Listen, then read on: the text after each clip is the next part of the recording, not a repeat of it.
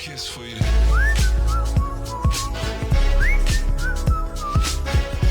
Kiss for you.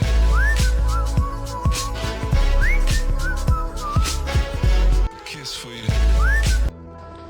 इस tutorial के अंदर मैं आपको व्यू के पैड में से वर्कबुक व्यूज, जूम, विंडो के ऑप्शंस के बारे में बताऊंगा। सबसे पहली कमांड व्यू के मेन्यू में हमारे पास पेज लेआउट का ऑप्शन अवेलेबल है। इस पेज लेआउट के ऑप्शन को डिस्कस करने पर क्लिक करने से हमारे पास जो शीट है वो एक पेज पर किस तरह से प्रिंट होगी उसका आउटपुट जस्ट हमें वो दिखा रहा है। और अगर मैं इस टेक्स्ट को दोबारा नॉर्मल कर देना चाहता हूँ तो मैं नॉर्मल की कमांड पे क्लिक करूंगा तो ओरिजिनल जो मेरी शीट है बिल्कुल एग्जैक्टली डाटा मुझे उसी तरह से नजर आएगा। यानी अगर आप पेज वाइज डाटा को देखना चाहते हैं तो पेज लेआउट पे क्लिक करें, और अगर आप नॉर्मली अपनी शीट को देखना चाह रहे हैं तो आप नॉर्मल की सूरत में अपनी शीट को देख सकते हैं। जबकि पेज ब्रेक प्रीव्यू की कमांड से आपको ये बताता है कि एग्जैक्टली आपका टेक्स्ट जो है वो किस तरह से प्रिंट आएगा। जैसे ये मेरे पास पेज 1 पर जो डाटा है टोटल, वो फॉर एग्जांपल टोटल मेरे पास जी कॉलम तक जो है वो प्रिंट होगा, उसके बाद लाइन जो है वो 44 तक प्रिंट होगी, और नेक्स्ट डाटा जो है वो पेज 2 पर आएगा। तो इस तरह से मैं अपने डाटा को एग्जैक्टली व्यू कर सकता हूँ कि ओवरऑल मेरी जो मार्कशीट है वो टोटल नंबर ऑफ कितने पेजेस पर आएगी, और मुझे अंदाजा हो सकता है प्रिंट से पहले कि ये डाटा कितने हिस्सों में फैला हुआ है। पेज ब्रेक प्रीव्यू को नॉर्मल करने के लिए नॉर्मल के बटन पर क्लिक करते हैं हमारी शीट जो है वो दोबारा नॉर्मल पोजीशन पे आ जाती है। फुल स्क्रीन करने से हमारे पास मैक्सिमम लेवल पे डाटा नजर आता है जिस पर हम बेहतर तौर पे काम करने की पोजीशन पर होते हैं। अगर आप चाह रहे हैं कि ये दोबारा नॉर्मल मोड पे आ जाए तो कीबोर्ड से एस्केप का बटन दबाते हैं, ये दोबारा नॉर्मल मोड पे आ जाता है।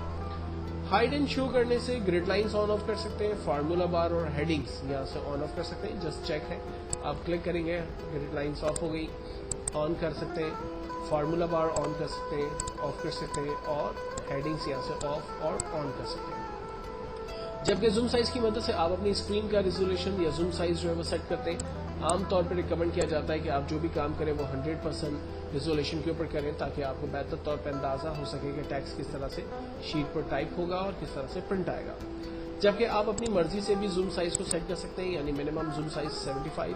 जब जूम साइज कम करेंगे तो इसमें आपकी स्क्रीन की जो साइज है वो छोटी होती है, आपके टेक्स्ट की साइज के ऊपर कोई फर्क नहीं आता। जूम साइज छोटी करने से आप मैक्सिमम तौर पर अपने काम को देख सकते हैं, जबकि जूम साइज बड़ा करने से आपको टेक्स्ट ज्यादा बेहतर तौर पर नजर आता है। इसका मतलब ये नहीं है कि टेक्स्ट जब हम प्रिंट निकालेंगे तो वो बड़ा बड़ा प्रिंट होगा। टेक्स्ट अपनी ओरिजिनल नॉर्मल साइज में ही है, सिर्फ बात यह है कि जब हम इसको प्रिंट करेंगे तो बात यह है कि सिर्फ हम इसको बेहतर तौर पर देख सकते हैं। जूम का इतना ही काम है। 100% जूम साइज पे क्लिक किया, जूम टू सिलेक्शन, जिस सेल पर हम खड़े हैं वो सेल जो है वो बड़ा हो गया, दोबारा हमने 100% पे इसको क्लिक कर दिया। देन कमांड है हमारे पास न्यू विंडो। न्यू विंडो की मदद से मैं अपनी शीट की एक और कॉपी जनरेट कर सकता हूँ। लाइक पूरी शीट की एक कॉपी मेरे पास आ गई। दोनों शीट्स एक साथ देखना चाह रहा हूँ तो अरेंज ऑल किया, पूछता है किस तरह से मैं इसे दिखाऊं, टाइल करके, हॉरिजॉन्टल, वर्टिकल या केस कार्ड। मैंने कहा इसे केस टाइल करके दिखाएं तो देखें दोनों शीटें टाइल की पोजीशन में बराबर में मेरे पास आ गई। अगर इसके अलावा दूसरी शीट्स हमारे पास ओपन होंगी तो वो भी हमारे पास इस तरह से टाइल करके आ जाएंगी। देन हमारे पास कमांड है फ्री स्पान्स। ये बड़ी इंपॉर्टेंट कमांड है। मिसाल के तौर पर जब मैं नीचे की तरफ आता हूँ अपने रिकॉर्ड्स को स्टडी करने के लिए तो मेरे पास टॉप पर जो हेडिंग्स हैं वो गायब हो जाती है, मतलब मैं उनको नहीं पढ़ पा रहा कि एग्जैक्टली ये कौन से सब्जेक्ट्स हैं। और अगर मैं राइट की तरफ जा रहा हूँ तो लेफ्ट पर मौजूद स्टूडेंट का नाम मुझे नहीं पता चल रहा कि ये सी ग्रेड किस स्टूडेंट ने हासिल किया। तो इंडिविजुअल अगर मुझे रिकॉर्ड्स को स्टडी करना हो और मैं ये चाहूँ कि ये हेडिंग्स और नेम अपनी जगह से मूव ना करें तो हम नेम की हेडिंग से, ये जो नेम्स हैं उसकी हेडिंग से एक स्टेप आगे और टॉप पर जो हेडिंग है उससे एक स्टेप नीचे खड़े रहकर यहाँ पर फ्री स्पैन्स की कमांड पर क्लिक करेंगे। फ्री स्पैन्स करने से यहाँ पर एक लाइन हमारे पास आ गई है। इससे फायदा ही होगा कि अब जब मैं जितना भी नीचे जा रहा हूँ आप देखें टॉप पे जो नाम है वो परमानेंटली फिक्स है, वो मूव नहीं कर रहे। और अगर मैं राइट की तरफ जा रहा हूँ तो देखें लेफ्ट के जो नाम है स्टूडेंट्स नेम वो फिक्स है, वो मूव नहीं कर रहे। तो एक बेस्ट कमांड है जिसकी मदद लेते हुए मैं अपने पैनल्स को फ्रीज कर सकता हूँ और मैं कहीं भी सेल के अंदर मूवमेंट करूंगा ये दोनों लाइन्स मेरी एग्जैक्टली फ्रीज होंगी। अनफ्रीज करने के लिए इसी फ्रीज स्पैन्स पे चलते हैं और यहाँ पर अनफ्रीज स्पैन्स करते हैं। ये लाइन्स यहाँ से खत्म हो गई। अब जब मैं मूव कर रहा हूँ तो आप देखें ये पहले की तरह मेरे साथ बिहेव कर रहा है। जबकि मैं अपनी पूरी वर्कबुक को हाइड कर सकता हूँ और पूरी वर्कबुक को अनहाइड कर सकता हूँ। फ्री स्पान से मिलती जुलती एक और कमांड है हमारे पास स्प्लिट। स्प्लिट भी बेसिकली हमारी लाइनों के दरमियान एक जो है वो लाइन ऐड कर देती है। फॉर एग्जांपल मैं चाह रहा हूँ कि टॉप और बॉटम पे एक लाइन में स्प्लिट कर दूं। अब देखिए मैं जितना भी नीचे मूव कर रहा हूँ टॉप पे लाइन मुझे फिक्स नजर आ रही है, राइट पे मूव कर रहा हूँ लेफ्ट के लाइंस मुझे फिक्स नजर आ रही है। तो दोनों के अंदर ऐसा कोई फर्क नहीं है, आप दोनों में से किसी को भी यूज करें, आपकी मर्जी है। देन स्विच विंडो, अगर एक से ज्यादा एक्सेल खुले हुए हैं, वर्कबुक्स खुली हुई है तो आप उनमें जंप लगा सकते हैं। फॉर एग्जांपल मेरे पास एम्प्लॉय डेटा की एक फाइल है, मुझे जंप लगाना है तो मैं मार्कशीट पर आ रहा हूँ, जंप लगाना है तो एम्प्लॉय डेटा पे जा रहा हूँ। और यही काम आप अल्टर टैब की मदद से भी कर सकते हैं। कीबोर्ड पे आप अल्टर टैब का बटन दबाकर भी अपनी शीट्स या बुक्स के दरमियान जो है वो जंप लगा सकते हैं। नेक्स्ट कमांड है हमारे पास सेव वर्क स्पेस। ये बड़ी इंपॉर्टेंट कमांड है।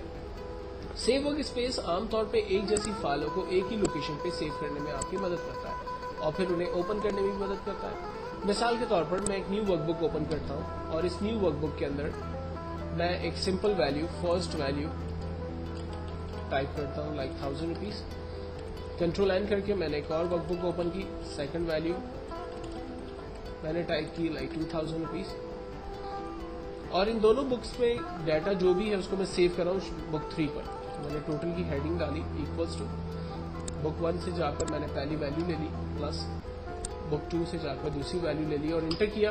आप देखें नेक्स्ट बुक पे मेरे पास आंसर आ रहा है। अब मैं इन तीनों बुक को सेव करता हूँ तो मैंने क्लोज का बटन दबाया, कह रहा है बुक को सेव करना है। मैंने कहा जी हाँ, कहा कि आप इसको माई डॉक्यूमेंट के अंदर एक फोल्डर बना दें और वहां सेव करें, टोटल के नाम से फोल्डर बना दें।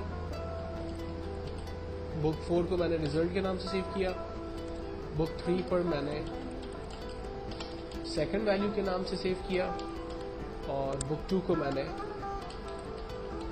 फर्स्ट वैल्यू के नाम से सेव कर दिया।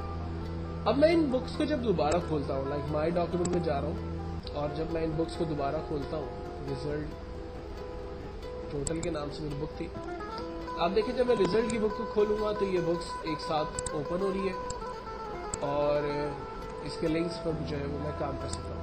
सेव वर्क स्पेस एक्चुअल में अब एक ऐसी फाइल है कि अगर मैंने अपनी तीनों फाइल्स को सेव वर्क स्पेस के अंदर सेव कर दिया तो ये एक एनवायरनमेंट बना देगी। सेव वर्क स्पेस पे चलते हैं। मास्टर फाइल का नाम ये रिज्यूम रख रहा है, सेव कर दिया और तीनों फाइल में बंद कर देता हूँ। टोटल में जाकर मैं रिज्यूम की फाइल ओपन करता हूँ। आप देखें उससे कनेक्टेड तीनों फाइल्स मेरे पास खुल गई। पहले क्या हो रहा था कि जब मैं फाइल को ओपन कर रहा था तो उससे जो कनेक्टेड फाइल थी वो नहीं खुल रही थी और मुझे बारी बारी इनको ओपन करना पड़ रहा था। लेकिन जब मैंने इन तीनों फाइलों को सेव वर्क स्पेस के अंदर सेव किया तो उसने एक रिज्यूम नाम की मास्टर फाइल बना दी और जब मैं रिज्यूम नाम की मास्टर फाइल को ही ओपन कर रहा हूँ तो मेरी तमाम फाइलें एक साथ ओपन होती है। तो ये सेव वर्क स्पेस की एक बेहतरीन कमांड है हमारे पास।